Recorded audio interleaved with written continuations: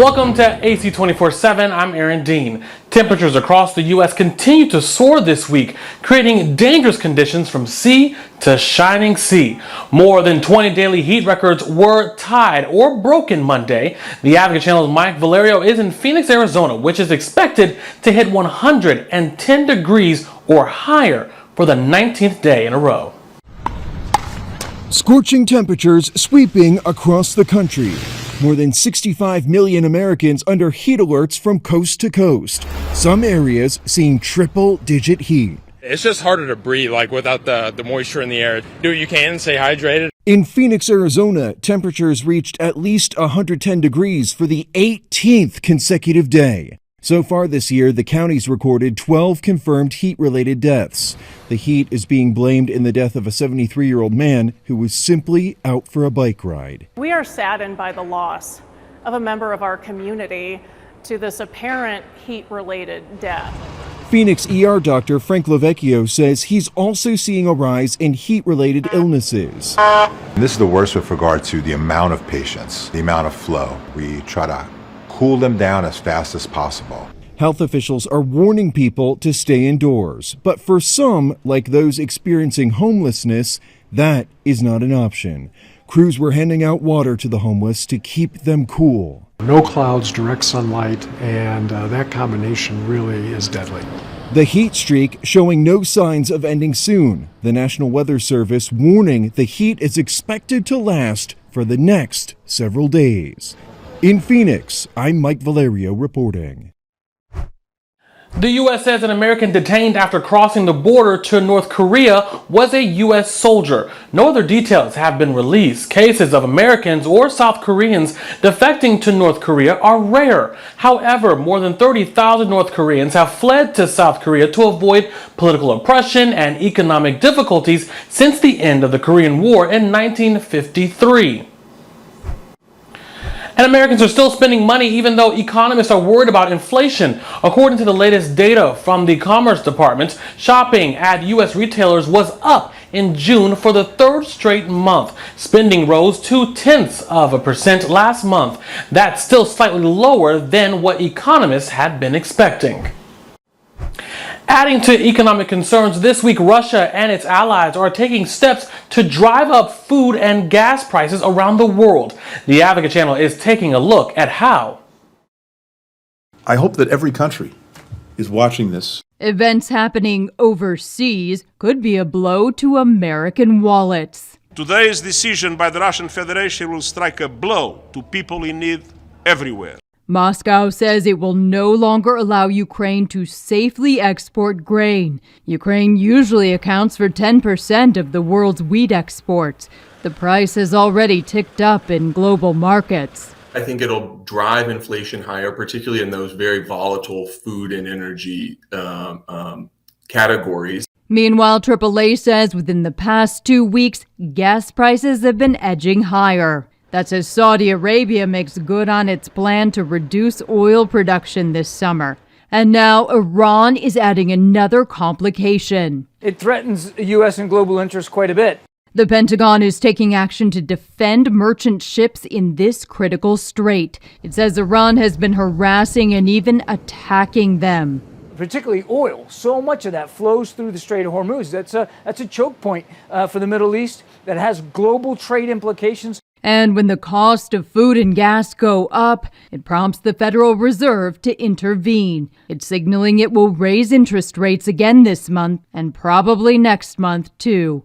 I think the Fed's quite a long way, actually, away from declaring victory on inflation. I'm Amy Kiley reporting. Former President Donald Trump says that he received notice that he's the target of the Justice Department's investigation into efforts to undo the results of the 2020 presidential election. Trump made the claim in a post on his Trust social media platform. Now, he says the letter came Sunday night. Trump received a similar letter before he was charged last month in a separate investigation into the mishandling of classified documents. Trump says that he's been given 4 days to appear before a grand jury. The special counsel involved in the investigation declined to comment.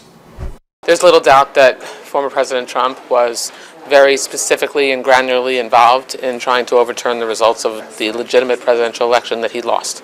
I think President Trump, former President Trump, has done repeatedly things that call upon law enforcement at every level to look at what he's done, because so much of it is certainly questionable at best and illegal at worst. The special counsel has clearly done an incredibly exhaustive investigation into Donald Trump's efforts to overturn the 2020 election, and this appears to be the culmination of it, and I expect Donald Trump to be indicted in the near future. House Democrats are planning to force a vote to censure Republican George Santos. The New York representative is accused of repeatedly lying about his background and resume. Santos was also charged with fraud, money laundering, and other crimes in a 13-count federal indictment. Democrats say that the GOP is not holding Santos accountable. There continues to be nothing but silence from House Republican leadership. I cannot help but conclude that the Republican strategy is one of indefinite and infinite delays in an attempt to shield George Santos from accountability. Presidential candidate Robert F. Kennedy is under fire for sharing COVID-19 conspiracy theories.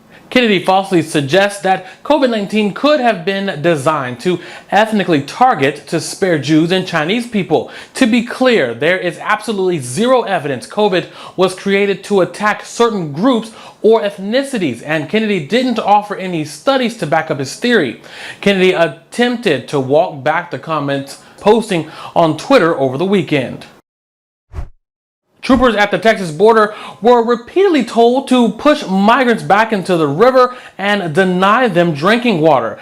The Texas Department of Public Safety shared an email from a trooper medic to a supervisor expressing concern over the, quote, inhumane treatment of migrants. The email is a report of a weekly events and operational concerns from June 24th to July 1st. The Office of the Inspector General is investigating the incident. Well, it's been more than 8 months since Elon Musk took over Twitter. He laid off thousands of workers around the world, but former Twitter employees in Africa say that they've been treated much differently, even ghosted. They say that the company refused to pay them severance while workers in Europe and North America were treated differently. The Advocate Channel's Larry Madowo explains. These former employees in Twitter's only office in Africa feel that they're being treated differently compared to those who were laid off in Europe or North America. Twitter did not even formally begin discussing a separation agreement with them until after CNN reported on their case.